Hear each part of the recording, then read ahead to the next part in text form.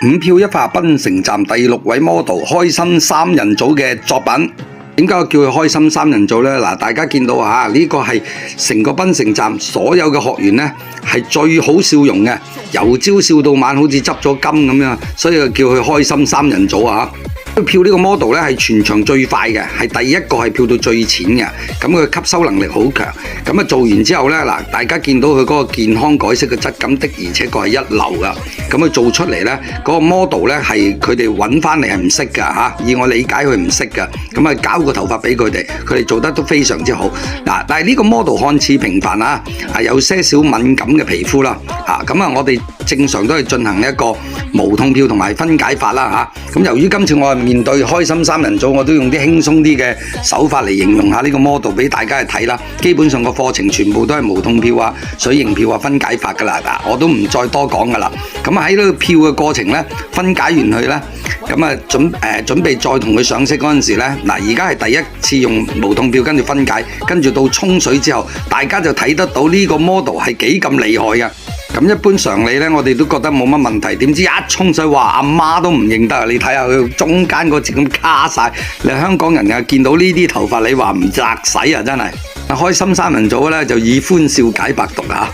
佢哋慢慢漂，再同佢疊漂，咁啊我都頂佢唔順，都走埋影翻張靚相先。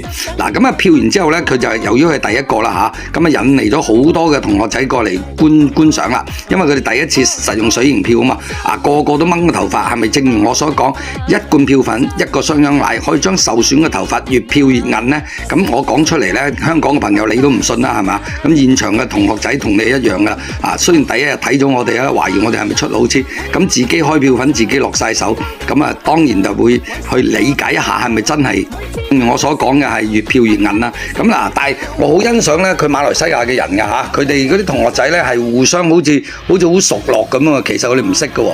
咁啊你睇下我睇下你，嗱，大家見到呢個黑色口罩嘅靚女就係我第4集咧就漂咧就落咗個負極還原素啦，整彎咗佢個 model 個髮尾爆咗啦。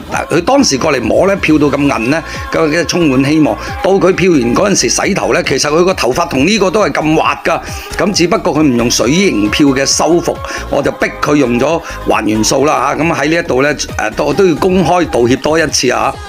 咁呢個 model 咧就點解我話開心三人組漂得好咧？嗱，大家見到啊，都基本上漂得幾均勻、幾靚㗎嚇。經歷咗懷疑人生嘅一漂啊，水凝疊漂，漂完出嚟咧，我落去摸咧都非常之滑啊，牛油蛋撻都冇佢咁滑啊，真係。